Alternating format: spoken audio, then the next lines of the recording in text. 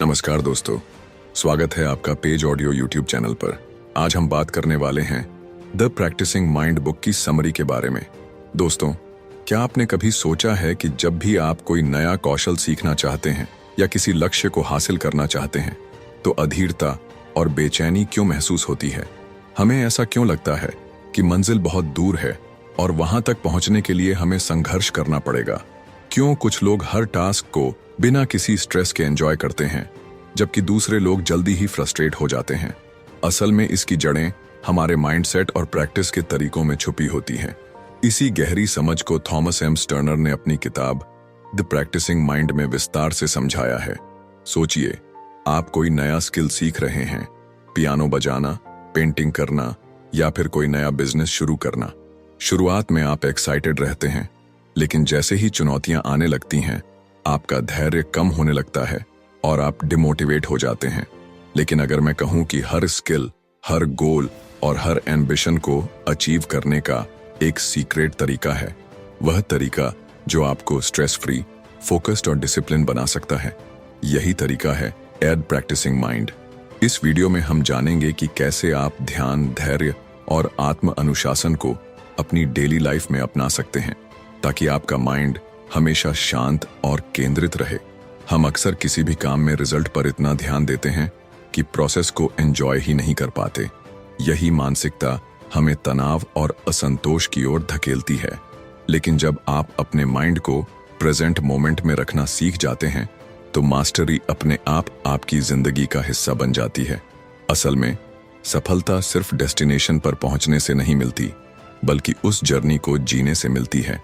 Deep practising mind हमें सिखाती है कि कंसिस्टेंसी, अवेयरनेस और डिसिप्लिन अगर हमारी जिंदगी का हिस्सा बन जाए तो हम किसी भी स्किल में मास्टरी हासिल कर सकते हैं।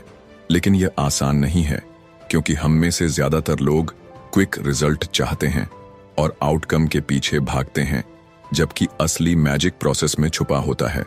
थॉमस एम स्टर्नर बताते हैं कि अगर हम प्रैक्टिसिंग माइंड को विकसित कर लें तो हर चीज अपने आप एफर्टलेस लगने लगती है। सोचिए, अगर आपको अपनी जिंदगी में हर काम को इस तरह करने का तरीका आ जाए कि आप बिना स्ट्रेस लिए पूरी डेडिकेशन और कंसंट्रेशन के साथ उसे कर सकें, तो कैसा होगा? अगर आप भी अपने गोल्स को अचीव करने के दौरान एंजाइटी और ओवरथिंकिंग से बचना चाहते हैं तो इस वीडियो को अंत तक जरूर देखें, क्योंकि आज हम डिस्कस करने वाले हैं द प्रैक्टिसिंग माइंड की वे पावरफुल इनसाइट्स जो आपकी जिंदगी को पूरी तरह बदल सकती हैं। चलिए, बिना कोई समय गवाए इस अद्भुत जर्नी की शुरुआत करते हैं। Chapter 1, learning to love the process, यानी प्रोसेस से प्यार करना। दोस्तों, क्या आपने कभी सोचा है कि जब भी हम कोई नया स्किल सीखने या लक्ष्य हासिल करने की कोशिश करते हैं तो शुरुआत में हमारा जोश बहुत ज्यादा होता है, लेकिन जैसे जैसे समय बीतता है वह धीरे धीरे कम होने लगता है। क्या आपने कभी जिम ज्वाइन करने के बाद कुछ हफ्तों में ही खुद को निराश होते हुए पाया है क्योंकि आपको तुरंत रिजल्ट नहीं मिले? यह सब इसलिए होता है क्योंकि हमारा दिमाग सिर्फ फाइनल रिजल्ट पर फोकस करता है, न कि उस यात्रा पर जो हमें वहां तक ले जाती है। यही मानसिकता हमारी सबसे बड़ी बाधा बन जाती है और हमें बीच रास्ते में ही हार मानने के लिए मजबूर कर देती है। असल में हमें सिखाया ही नहीं गया कि प्रक्रिया, प्रोसेस से प्यार कैसे किया जाए। हमारा दिमाग हमेशा अंतिम परिणाम, एंड रिजल्ट को पाने की जल्दी में रहता है। मान लीजिए आप पियानो सीखना चाहते हैं। शुरुआत में आपकी उंगलियां सही कीज पर नहीं पड़ती, धुन बिगड़ जाती है और आप खुद पर शक करने लगते हैं। लेकिन असली सवाल यह है, क्या सीखने का मतलब केवल परफेक्ट धुन बजाना है या हर दिन खुद को थोड़ा थोड़ा बेहतर बनाना? जब हम प्रक्रिया का आनंद लेना सीखते हैं तो छोटी असफलताएं हमें हतोत्साहित नहीं करती, बल्कि वे हमें और मजबूत बनाती हैं। एक बच्चा जब चलना सीखता है तो वह एक ही दिन में दौड़ना शुरू नहीं करता। पहले वह रेंगता है, फिर उठने की कोशिश करता है, संतुलन बनाता है, गिरता है और आखिरकार धीरे धीरे चलना सीख जाता है। लेकिन बड़े होने के बाद हम इस प्राकृतिक प्रक्रिया को भूल जाते हैं। हम चाहते हैं कि बिना गिरे, बिना किसी संघर्ष के हम तुरंत परफेक्ट बन जाएं। यही सोच हमें रोकती है और हमें यह महसूस कराती है कि शायद यह हमारे बस की बात नहीं है। इस अध्याय का सबसे महत्वपूर्ण संदेश यही है कि हमें प्रेजेंट मोमेंट में जीना सीखना होगा। जब आप किसी स्किल को सीख रहे होते हैं तो सिर्फ उसी पल में रहें और उस प्रक्रिया को एंजॉय करें। अगर आप पेंटिंग कर रहे हैं तो ब्रश की हर स्ट्रोक को महसूस करें। यह मत सोचें कि पेंटिंग कब पूरी होगी। जब आप जिम में होते हैं तो हर सेट और हर रिप को महसूस करें, बजाय इसके कि आप सिर्फ बॉडी ट्रांसफॉर्मेशन के बारे में सोचते रहें। यही माइंडसेट आपको निरंतर आगे बढ़ने की ताकत देता है। हमारी सबसे बड़ी गलती यह होती है कि हम किसी भी लक्ष्य को हासिल करने के लिए बहुत बड़ी बड़ी योजनाएं बनाते हैं और फिर उनके बोझ से दब जाते हैं। हमें लगता है कि हमें तुरंत ही बहुत बड़ा बदलाव करना होगा, लेकिन असल में बदलाव छोटे कदमों से ही आता है। मान लीजिए आपको घर साफ करना है और आप सोचते हैं कि पूरा घर एक दिन में चमकाना होगा। यह सोच आपको शुरुआत करने से ही रोक सकती है, क्योंकि लक्ष्य बड़ा बना लिया। लेकिन अगर आप एक छोटे से कोने से शुरू करें, फिर धीरे धीरे एक एक हिस्से को साफ करें, तो आपको यह काम आसान लगने लगेगा। यही तरीका हमें किसी भी स्किल या लक्ष्य पर लागू करना चाहिए। छोटे लेकिन लगातार उठाए गए कदम हमें सफलता की ओर ले जाते हैं। एक और महत्वपूर्ण बात यह है कि हमें प्रैक्टिस को अपनी लाइफस्टाइल का हिस्सा बनाना होगा। रोज 10 मिनट का अभ्यास लंबे समय में बहुत बड़ा असर डाल सकता है।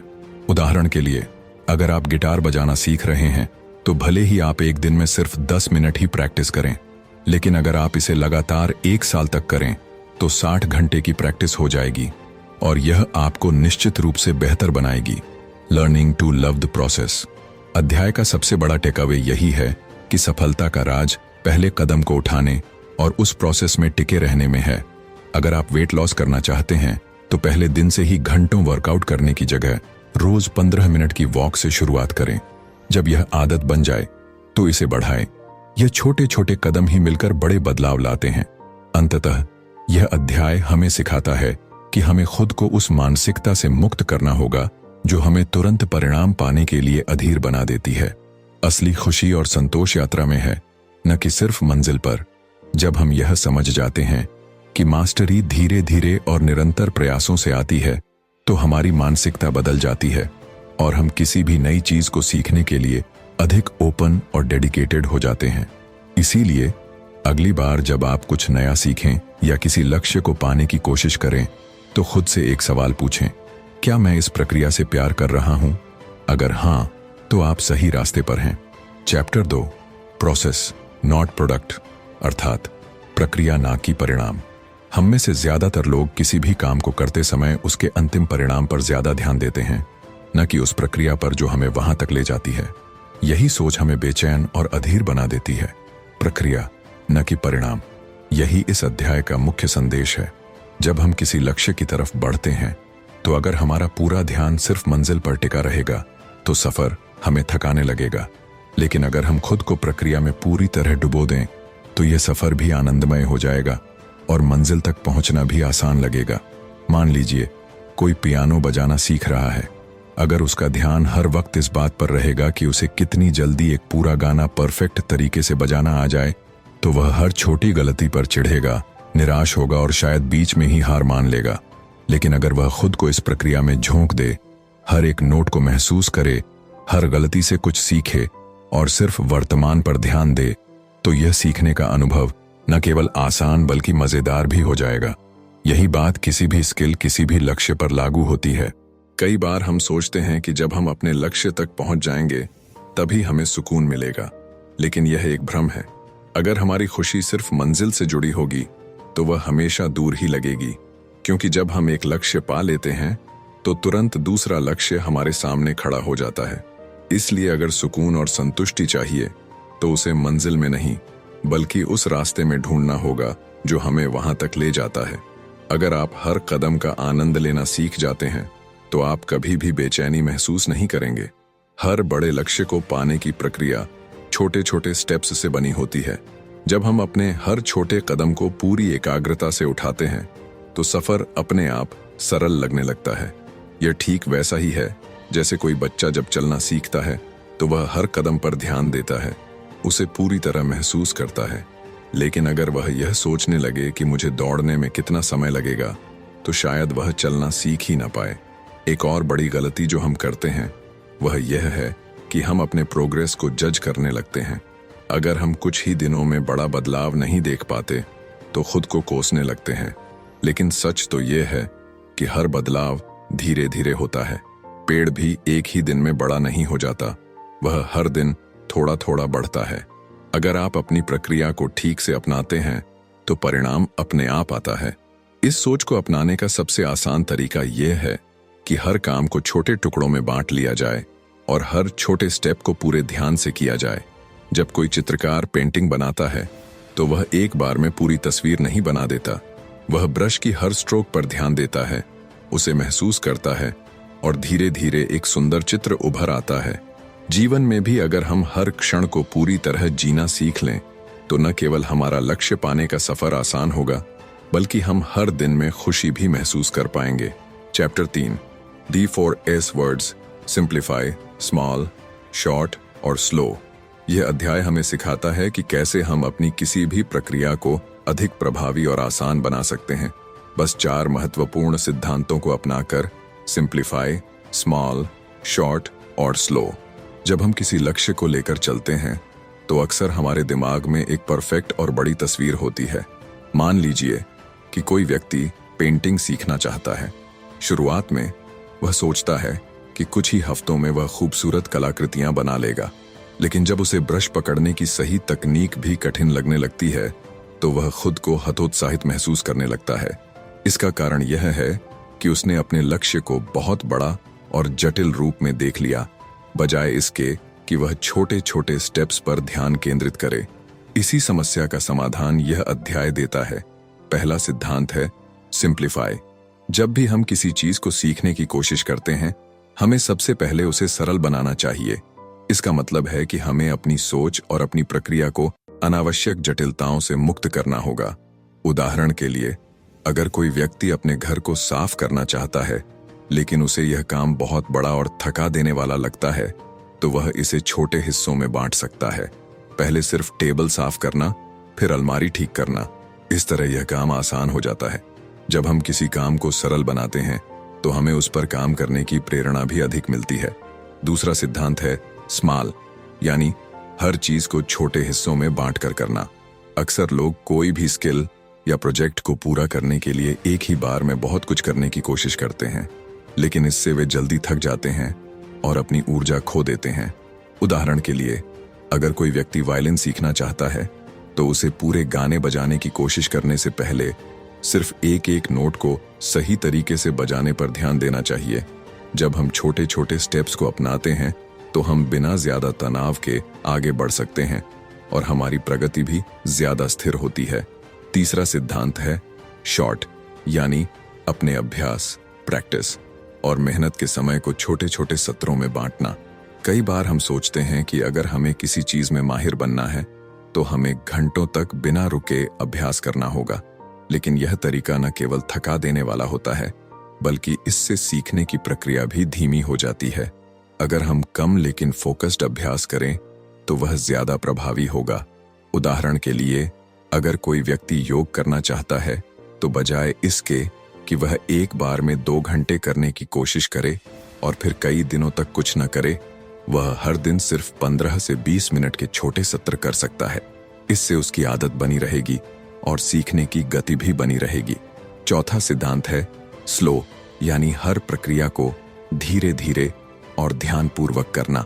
जब हम किसी काम को जल्दी जल्दी पूरा करने की कोशिश करते हैं तो अक्सर हम गलतियां कर बैठते हैं और उसका आनंद भी नहीं ले पाते। उदाहरण के लिए, अगर कोई व्यक्ति खाना बनाना सीख रहा है और वह जल्दी जल्दी सब कुछ करने की कोशिश करता है तो न केवल उसका खाना सही नहीं बनेगा, बल्कि उसे सीखने की प्रक्रिया का मजा भी नहीं आएगा। लेकिन अगर वह हर स्टेप को धीरे धीरे समझकर करता है तो वह बेहतर तरीके से सीखेगा और उसमें आत्मविश्वास भी बढ़ेगा। इन 4 सिद्धांतों को अपनाने से हम किसी भी नए कौशल या काम को अधिक प्रभावी और आनंददायक बना सकते हैं। जब हम अपनी प्रक्रिया को सरल बनाते हैं, छोटे हिस्सों में बांटते हैं, कम लेकिन फोकस्ड अभ्यास करते हैं और हर कदम को ध्यान से पूरा करते हैं, तो न केवल हम ज्यादा सीखते हैं, बल्कि हमें मानसिक शांति भी मिलती है। इस अध्याय का मुख्य संदेश यही है कि किसी भी लक्ष्य को हासिल करने के लिए जल्दबाजी या दबाव बनाने की जरूरत नहीं है। अगर हम धीरे धीरे और व्यवस्थित तरीके से आगे बढ़ें तो सफलता अपने आप हमारे करीब आ जाएगी। चैप्टर 4 अवेयरनेस यानी जागरूकता। अक्सर हम अपने दिन भर के कामों में इतने खो जाते हैं कि हमें यह एहसास ही नहीं होता कि हम क्या कर रहे हैं और क्यों कर रहे हैं।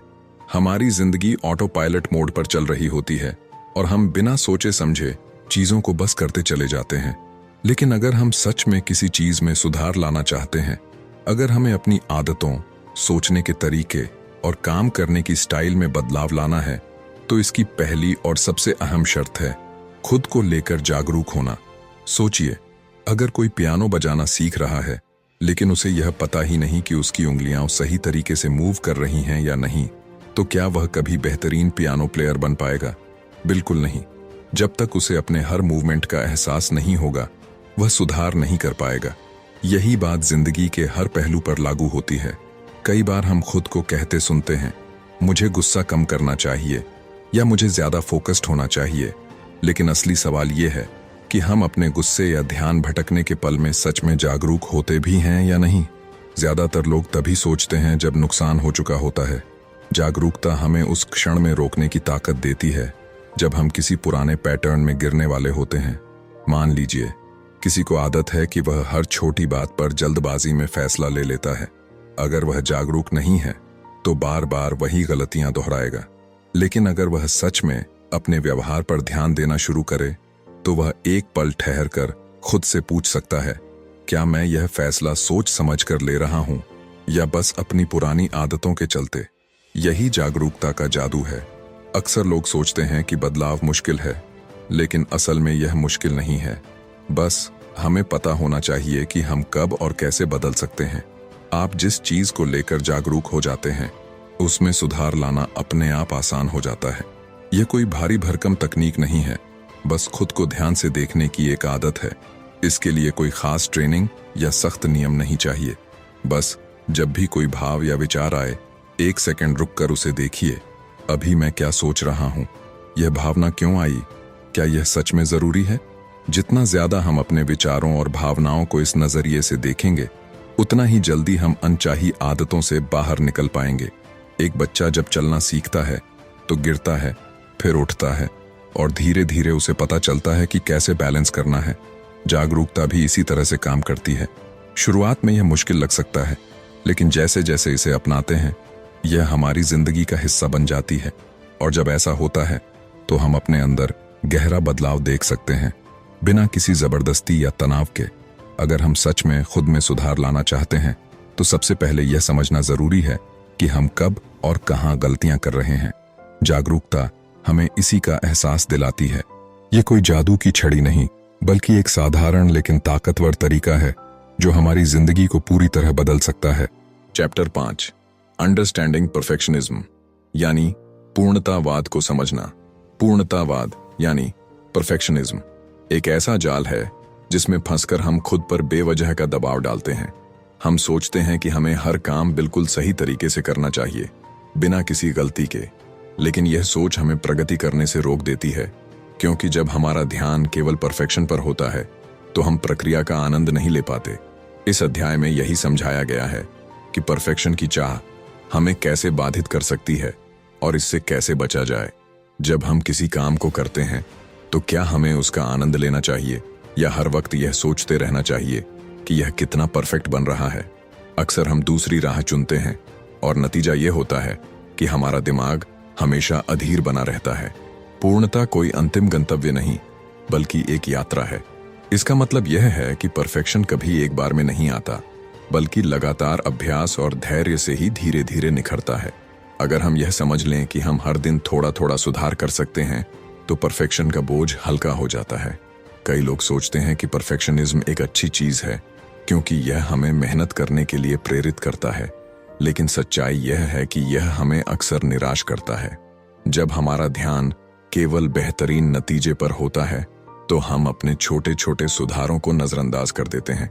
यह वैसे ही है जैसे कोई चित्रकार अपनी अधूरी पेंटिंग को देखे और यह सोचकर निराश हो जाए कि यह अभी तक परफेक्ट क्यों नहीं बनी।